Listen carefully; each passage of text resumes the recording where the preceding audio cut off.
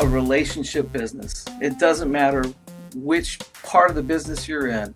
It doesn't matter if you're in a crime lab or a crime scene unit or an evidence vault or anybody within any forensic discipline. We love to think that it's science and law, but it's not. Working in a place with other humanoids is about relationships. And it doesn't matter how great we are technically with our forensic processes. It doesn't matter. I mean, it's the people that will actually drive and decide what the culture is. Hey there, my name's Ashley Church. And I'm Erin West. We were once newly promoted crime scene and latent print supervisors on mutual struggle buses as we both simultaneously tried to navigate through the challenges within our forensic units. Now we run a business where we create tools and resources that we wish we had had to make these transitions easier. We like to talk about the experiences we've had in the forensic field, the good, the bad, and the ugly, in the hopes to create awareness around these issues and move the needle forward to create positive change in the forensic community. So if you're a forensic professional, regardless of your years of experience, who's not afraid to dive into real, raw, and sometimes uncomfortable topics, you're in the right place. This is the Forensics Unfiltered podcast. We've got another guest interview from our virtual summit for you. Last September, we hosted a free 4-day event titled Forensic Supervisor Success Summit, designed to help you thrive in a forensic supervisory position by setting goals, optimizing resources and skills, and getting organized. 768 registrants from 38 states and 14 countries were able to learn from 28 speakers and listen to 32 presentations. It was so wildly successful that we plan on hosting another summit this year. But while we're preparing for the big event, we wanted to give you something to listen to while you wait. So every month this summer, we'll be featuring a presentation from the 2022 Forensic Supervisor Success Summit. On this bonus episode, we'll be kicking things off with a guest interview with Shawn Henderson, titled Creating an Outstanding Unit Culture. Shawn established Evidence Management Institute in partnership with Tracker Products. Evidence Management Institute offers training classes, online certifications, as well as auditing and consulting services. And if you love this episode, we know you'll love the other presentations too. The presentations featured on Forensics Unfiltered make up only 15% of the entire summit. You can get instant access to replays for all 32 presentations in the All Access Pass on gapscience.teachable.com. We'll include all of the links in the show notes, but again, you can go to gapscience.teachable.com and click on the All Access Pass. Now sit back, relax, and enjoy.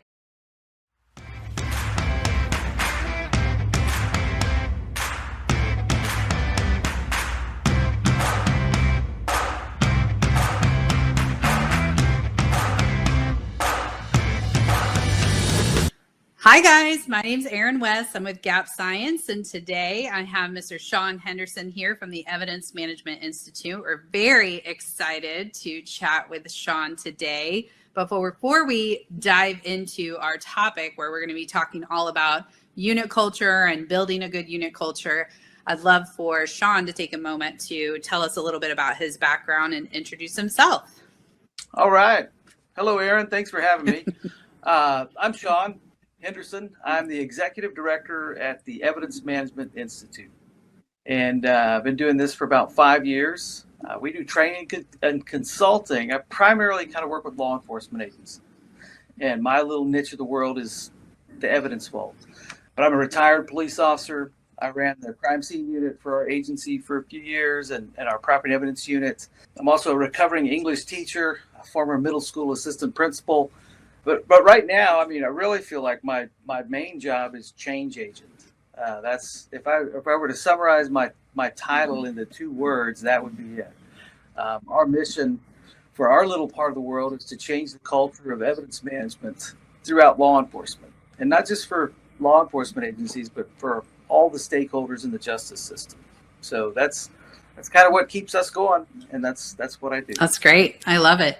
And I recently adopted the evidence unit, and never worked in an evidence unit before. My whole background is in forensics, and I have found that they are certainly a sadly neglected breed. They're a very vital, It really is, yeah. very vital part of the agency, but definitely a neglected unit for sure. Yeah, when people ask me what I do, I usually get kind of blank stares. Everyone watches crime scene shows and police shows, and I tell them that this is not that. This ain't the sexiest part of law enforcement, but without this, the justice system fails entirely. Oh my gosh, agreed. So they're not going to make a movie about what we do, that's good, because the movie would be, if it's done right, very boring. This should be a very methodical, meticulous process that nobody really needs to see. Doesn't mean it's not important. Agreed. I completely agree with that. So when you first adopt a unit, when you first take on a unit, whether you're a new supervisor, we have some people here that are brand new supervisors. We have some people attending that are very seasoned supervisors. What kind of things can they look for that might indicate the kind of culture that's already present in their unit? Yeah, I think when you walk in the room, culture is one of those things that just confronts you immediately, if you're paying attention at all. And I think sometimes it's actually a little bit difficult to pay attention when you walk in the room, especially when you're taking over a unit and you're supposed to be the center spoke, or the hub, I guess.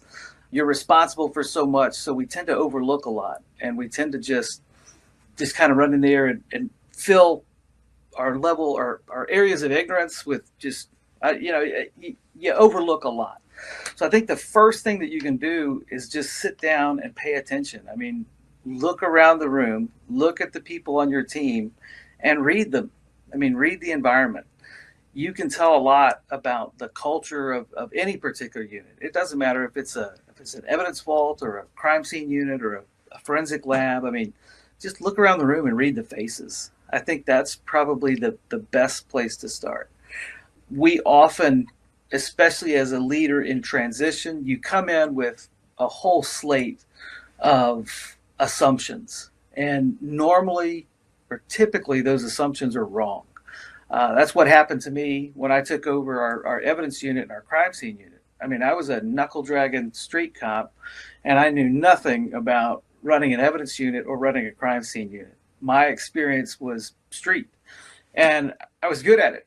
So when I transitioned into a unit and I was not familiar with that world at all, I had to pause, just take a beat, and start talking to people. One of the things I will say, it probably in this presentation like a broken record, this is a relationship business. It doesn't matter which part of the business you're in.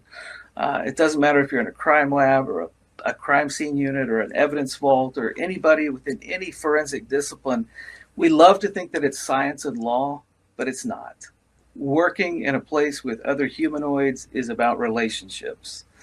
And it doesn't matter how great we are technically with our forensic processes. We might be ASCLD certified. ASCLD's still a thing, right?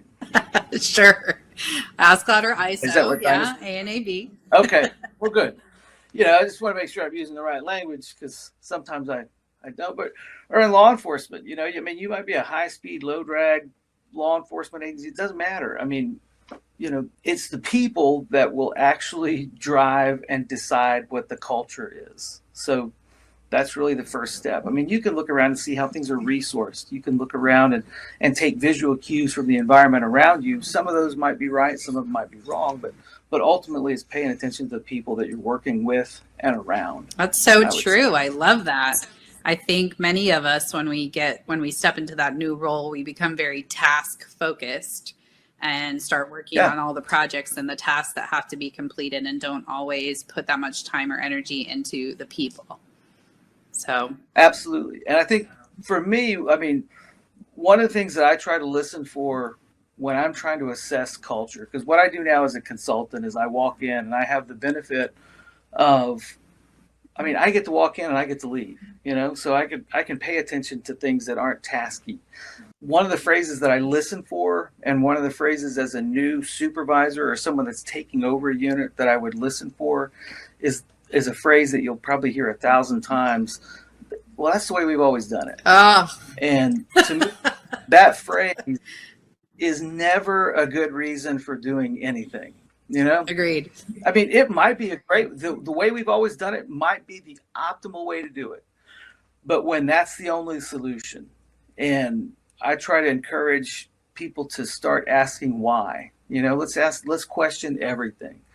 I'm amazed at how often I go into to an environment and someone will blame, well, it's a law. We have to do that. Well, what's the law? Let's just question everything and find out, because a lot of times you find the way we've always done it is because we're basing what we do on folklore. We're basing it's so it on things true. that This really hits home with me since I took over the evidence unit. There was a lot of like, oh, we do these things because that's what the state statute says.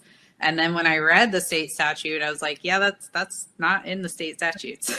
So it was like some ingrained thing that they had been following for years, that they heard from a person who heard from a person, and it was never really checked into. So that's a huge one. And all this stuff, I mean, these things happen because we work in an environment both in forensics and in evidence management. These are ill-structured problems. I mean, everything that we come up against, everything that we deal with, typically the stuff that gets confusing is because it's an ill-structured problem. There's no predetermined, preset solution. Mm-hmm. So we work with the systems that we know. We work with, for crime scene investigators, we work with the body of law that we're aware of.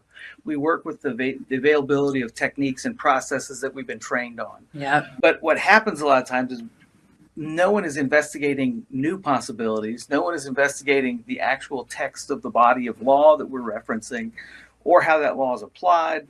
There's just so much that just goes down to folklore, and it's a horrible way of living. So true. So true.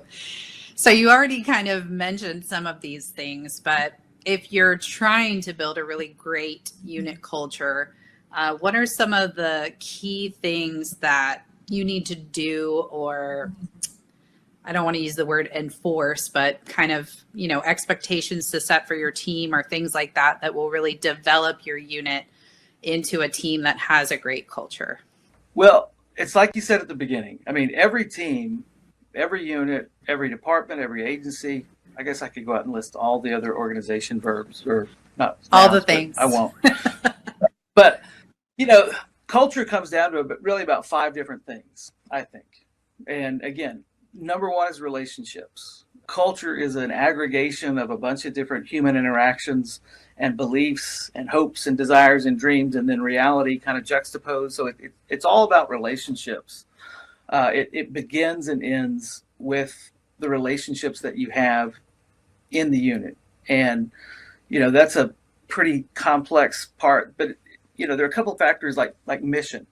It boils down to relationships and then mission. What is it that you're supposed to be doing? What are you supposed to accomplish? What is this? Why did this group come together? Mm-hmm. And do we have all the right seats on the bus? And do we all understand what we're trying to accomplish? Mm-hmm. And these might seem like oversimplifications, but really, you really have to boil things down. If you want to assess culture, you got to be able to dissect culture. And relationships would be one, mission would be another.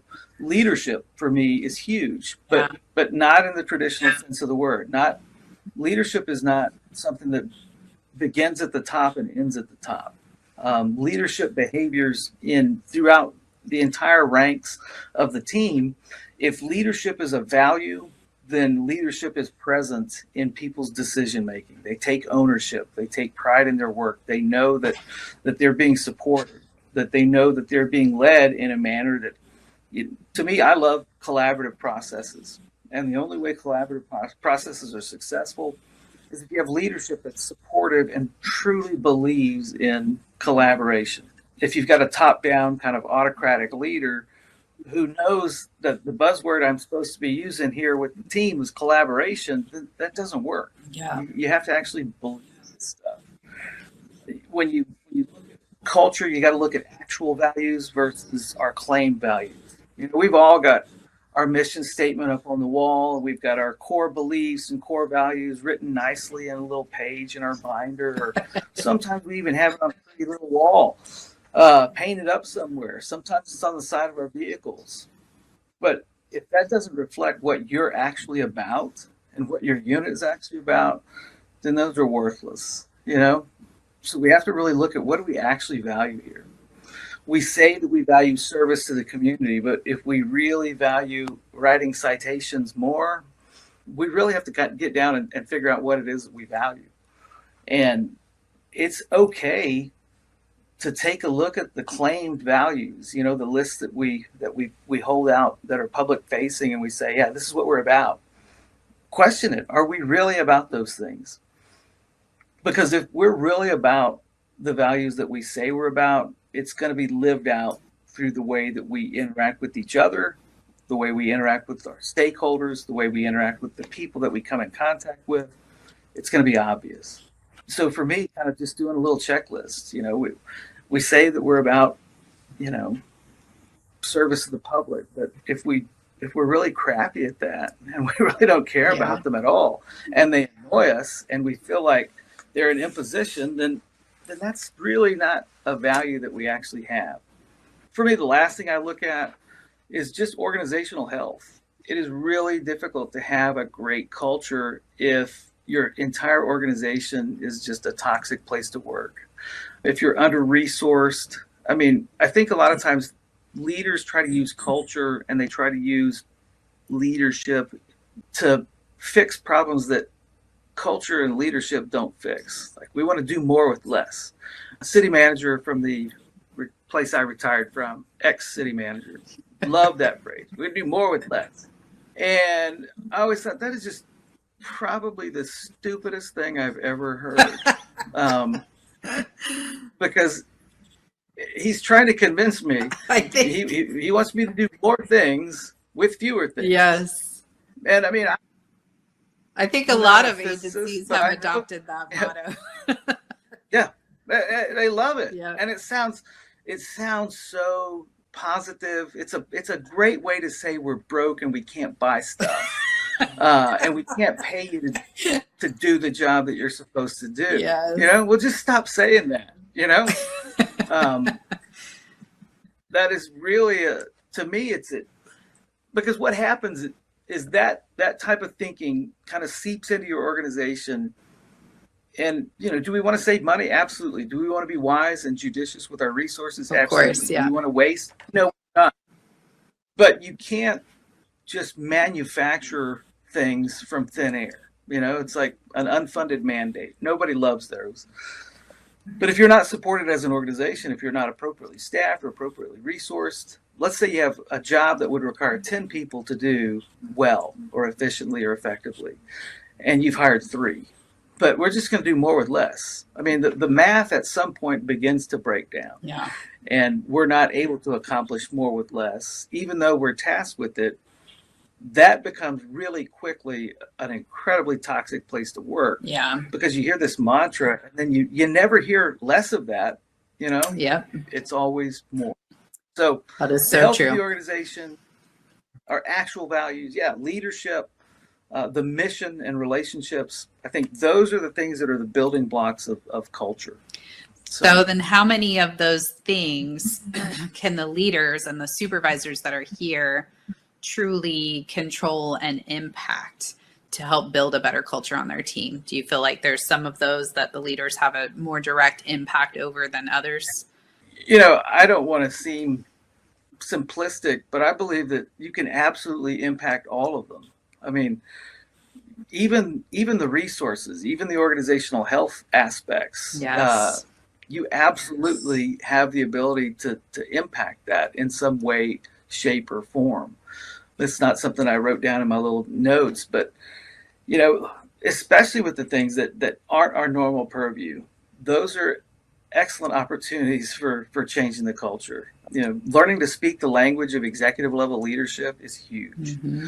You know, we might not feel trained or empowered or staffed or positioned within the organization to make those kind of big picture organizational health decisions, but we can absolutely influence them. And in the way that we carry ourselves and the problems and the way we bring them to the table, we can absolutely impact almost every element of an organization by tackling culture. Yes. So leadership and culture, it's an active thing. It's a verb. It's something that you do. And if it's not something that you're intentional about, if it's not something that you're working on a daily basis, then the problem is you. I mean, you're the reason at some point when you take over in a management or a supervisory position, and let's say you inherit a toxic culture, 6 months in, 12 months in, I'm not sure when that is, but at some point now you're the problem. If that same culture still exists 6 months from now and you just get absorbed by the Borg, then you're the problem. And we need somebody else other than you, because you haven't done anything. You've just kind of been lulled into this stupor that everyone else was lulled in. We need to change at that position. I think it's a real tendency to come in. A lot of people, they have these false beliefs. Culture change requires work, and it requires a lot of human interaction and a lot of human work. And most of us aren't willing to do that kind of work because it's not what we signed on. If you're a lab manager at a forensic lab, the disciplines that you studied in your education have nothing to do with human interactions. If you're a street cop or a police officer, we don't take a lot of those types of classes. But ultimately, that's where we fail. I mean, we're all pretty good at our disciplines. We're all pretty good at the things that we're experts at. Yep. And it's the human element. And I think a lot of people, when they come into a new position and they want to change the culture, literally what they do is, I'm going to buy some motivational posters and I'm going to put those up on the wall. You mean that doesn't work? And you're going to see that. And or little gimmicks, like casual Thursday or casual Friday. Yeah. And I'm fortunate. I work in an environment where literally I have shorts on right now, and I can come to work on casual Monday. This was filmed earlier. But that doesn't change anything. And then you'll see that, well, maybe if I just read some more books. It's not about reading books. It's not about, things I put on the wall. It's really, what do you do? How do you interact with people? It's listening to people. And one of the things that I think a new leader could benefit from, but you have to be really careful, is learning more about yourself and learning more about other people. Yeah. Two things that I would suggest to any new supervisor, any old supervisor. I mean, I didn't learn this stuff overnight either. But take some personality tests. There are a couple, they're free. And are they scientific? No. Forensic people, they might not be, Minnesota metaphysics that you have to pay a bunch of money for. Let's just start with the low-hanging fruit. The 16personalities.com test. It's free. Yeah. And it's based on a pretty tried and true Myers-Briggs type test, and an Enneagram, which is another type of personality test. But for me, I believed before I started any self-reflection and self-awareness that everyone in the world thought like I did. And it was so frustrating when everyone in the world thought differently from me, that everyone else is an idiot and I know everything. Learning that people think differently and value things differently helped me a ton. Yeah. And I think as a supervisor, you constantly have to deal with people coming to you because they have made assumptions or misconstrued something somebody said, when their brain functions completely differently. Their two brains function completely differently. Yep. It's a constant battle as a supervisor. Yeah. Any work group that I work with for any length of time, I either force everyone to take an Enneagram or a 16 personalities test, because I need to know about me. They need to know about me. I need to know about them. So how do I approach this person? Because I'm typically very direct and confrontational. Like I love conflict. It's fun for me. It warms me. A lot of people don't. Yeah. They don't like conflict. And when you are direct and forceful with someone that doesn't receive that well, it stifles that person's ability to function with you. So just learning that stuff and learning to listen actively. I was a negotiator for a number of years, and this was a great discipline for negotiation, very effective for negotiations, but just active listening to people and listening to them in a way where you actually hear them, where they actually get to express a complete thought. And you take that thought and you don't interrupt it, you don't turn it on its ear and then turn it into something you want to talk about. You actually listen. Yeah. Listening sucks. It's awful, but it is absolutely critical if you want to change the culture within an organization. You have to listen to people. It's so true. You have to value people. So, and I think I think on the same kind of path as that, I became more successful as a supervisor as I learned to communicate more effectively the needs of my unit with my chain of command, like you were talking about earlier. And that also came down to people and learning who I was talking to and learning the appropriate ways to broach certain topics and ask for certain things. And when I got better at that, my unit started getting more resources, which was more helpful for them. So we see a lot of supervisors that are, going up against that wall where they're like, my department won't give me people, they won't give me funding, they won't give me the equipment that I need. And again, it comes down to those relationships and understanding who you're communicating with and the best way to deliver that information and all of that, I think has been very helpful too. Yeah, I think for many of us in law enforcement and in forensic disciplines or in the area that I work in with evidence vaults, there's a huge tendency to have this external locus of control. Like where I believe that they won't give me this stuff. They won't give me more people. They won't give me they won't do this. Who in the hell is they? I mean, they is just you 5 years from now when you get into their position. So it's true. The thing that I try to get people to think about is, we're always waiting on them for change. Well, they ain't coming. They aren't. They don't know what you need. Yeah. Especially when we bring them complaints instead of bring them solutions. Mm-hmm. We need to be more about the business of bringing executive level leaders.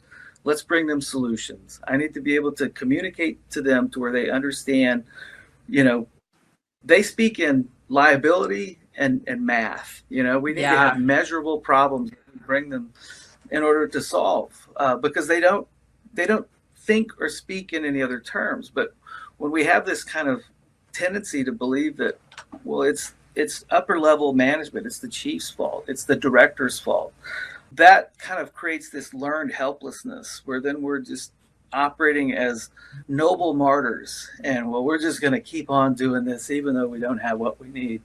And that creates a defeated kind of culture after a while. Yeah. And we got to realize that they ain't changing unless we give them a sufficient reason and opportunity to change. They're not thinking about these problems. They don't understand what's wrong and they don't know how to fix it. So we have to be, as leaders, we have to be able to communicate these things up the chain, speak in that language that executive level leaders understand, so that our complaints and our concerns turn into actions. We might not be able to fix it this year, but by having a longitudinal approach, if we think like in a business plan, a 5-year plan, and we approach them, well, this has to be fixed now. It's not going to be fixed now. But if we have a long-term approach and develop our own kind of like a 5-year business plan, these are things that I would like to see added in the budget in fiscal year 2024 and make these things work, I think you'll see more change.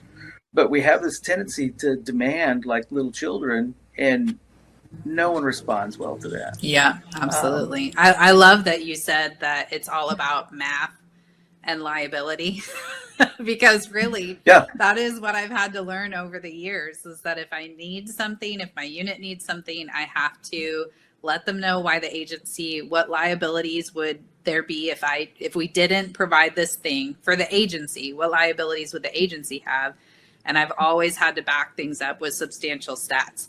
And we know that there's, plenty of supervisors out there that are not even tracking stats for their staff. And I know this is kind of off topic for the unit culture, but like such an important thing to do. Yeah. Because Because part of culture, I mean, if you're a supervisor, if you're a leader, I mean, and I have a very simplistic view of supervision and management. You know, if I'm the leader, if I'm the manager, it's my job to trust you to do what you're supposed to do and to equip you to do what you're supposed to do.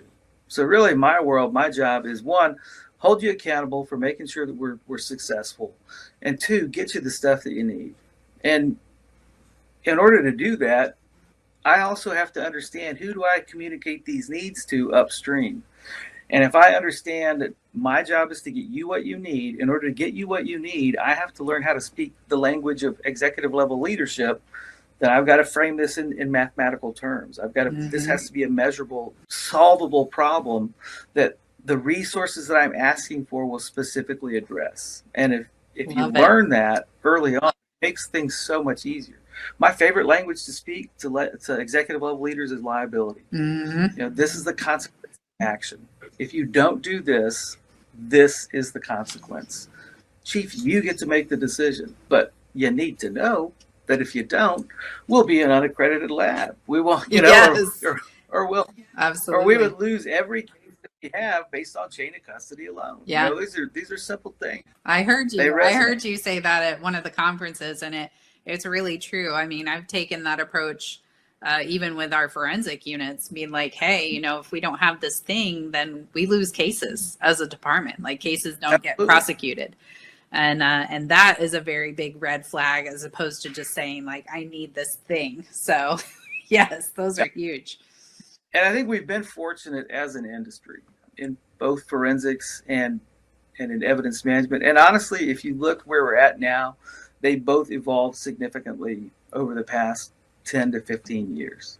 I mean, 30, 45 years ago, a lot of the forensic disciplines that were being practiced out there, kind of like witchcraft now. We don't do those things anymore because we've learned better. Right. And same thing with evidence. You know, we've learned better ways to do things. We've learned, you know, that the scientific method matters, and that we have certain processes and accreditations that mean something, you know. So we're learning, but we're also working in an environment that hasn't quite caught up to that yet. So I think it's definitely possible. I love it. So the last thing I have for you is, for those supervisors that have either inherited a toxic culture or are not a fan of the culture that they currently have, what steps do you think that they could take first to start kind of correcting that and getting the unit on the right path? I think number one would be, make sure that you're the person that can do it. You know, you have to do a little bit of a self-assessment when you walk in. And I think that anybody is capable of that, but you got to make sure that you want to do it. And you have to be able to at least have the desire to build those relationships. You know, if your gut tells you, I want to decree change by fiat, then you can pretty much guarantee, not only is the culture not going to get better, it's going to get worse under your supervision or under your management. So the very first thing you can do is start talking to people, and not, you know, we don't have to lead with, hey, what are the problems here? Get to know their names, get to know what they do, understand how they contribute to your organization. This might seem incredibly small, and it is, but you got to start small. You have to understand the existing culture before you can even begin to move the mark on changing that culture and moving it in a different direction. And these cultures didn't happen overnight. I mean, most of these are accretion cultures where things just happen. Cultures of neglect, which is probably a stronger culture than an actively created, you know, rah, let's go team culture, because that stuff is hard to overcome. But I would start small, you know, after we've kind of learned the people and learned the history and learned the actual culture and begun to put some definition to it, start somewhere small, you know, just start with one little thing. And if you've got a big picture at the end, I mean, you kind of need to know what that's like. What do you want that culture to be? What are your actual values? I mean, I think earlier I mentioned that there were 5 tips: mission, actual values, organizational health. If you can create a microcosm that kind of defines those things for this little work group, and then live that out, that's when culture change can happen. If you're not prepared to live it out, if they're not prepared to make it part of your DNA, then it's all you're left with is motivational posters and fun leadership books. And those will give you not about gonna work. 15 minutes. It's not going to work. And one thing I like to keep in mind, because for me, the two things that are huge for me that don't come natural to me at all. I mean, I was a cop for a long time. We complained about everything. I mean, just for sport, even when there's nothing really to complain about, but there's two kind of concepts that I try to practice that help me get better with me, and then that can leach out, is I try to practice an attitude of gratitude. And this might seem overly simplistic and very Pollyanna-ish and silly, but I promise you, if you can bring an attitude of gratitude in with you to begin the day, sure, you might get defeated. It might be chopped out from under you in minutes. But honestly, approaching things from that perspective, from a posture of humility and appreciation, rather than, oh, the world is against me, everything is terrible, I'm never going to win. Well, you're right. Things can't always get better, but they can always get worse. So let's just do what we can to start improving things. And then words of encouragement. I'm horrible about that, but it takes literally, I mean, there are human development, like child development studies. One discouraging word, it takes 20 positive reinforcers to erase the effects of that one discouraging word in your brain pan. Mm-hmm. And every time as a leader, I'm very cautious about the discouragement that I provide my people, because I'm good at it. But you have to understand that's huge, So if that becomes our focus, and most of what I say is just repeating out loud the things that are wrong, the things that are broken, the things that aren't going to change, then I'm just like a clanging cymbal. No one's going to hear me after a while, and when they do, it's going to be hard to hear. Mm-hmm. So, and the last thing I'd be prepared to fail. It's okay to fail. Let's just keep failing forward, but learn from our mistakes and keep trying. There's a Theodore Roosevelt quote that I love, and I don't remember it. It's really good.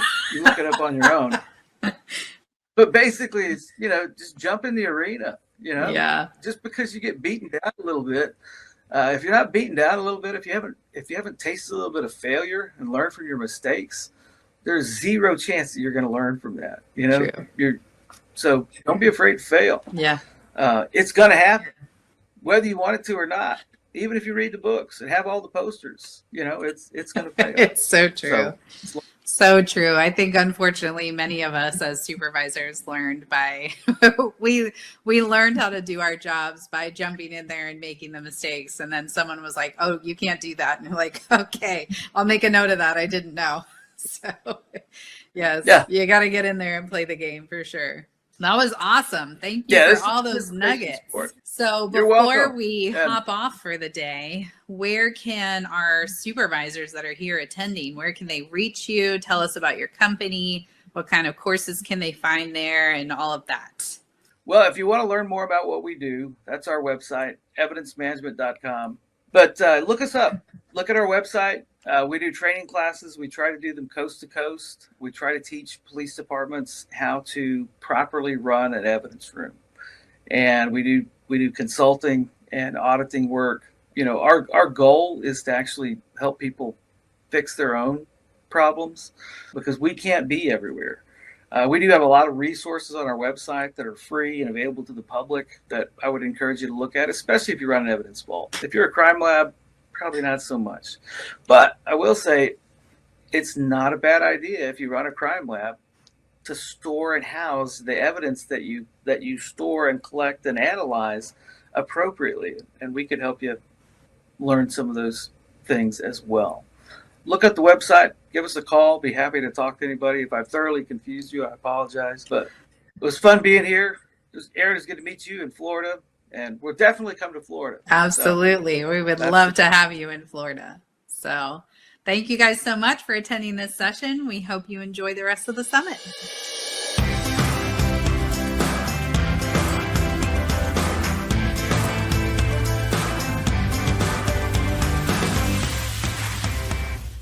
right, we hope you enjoyed this bonus episode of the Forensics Unfiltered podcast. Just a reminder, if you want instant access to this guest interview and over 30 more presentations like it, get the All Access Pass at gapscience.teachable.com. The link is waiting for you in the show notes. Thank you so much for being here and listening to Forensics Unfiltered. If you liked this episode, would you do us a favor and leave a review letting us know specifically what you liked about this topic?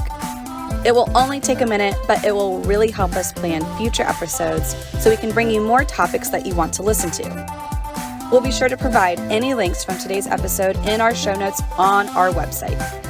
Head to www.gapscience.com. Until next time, stay safe out there.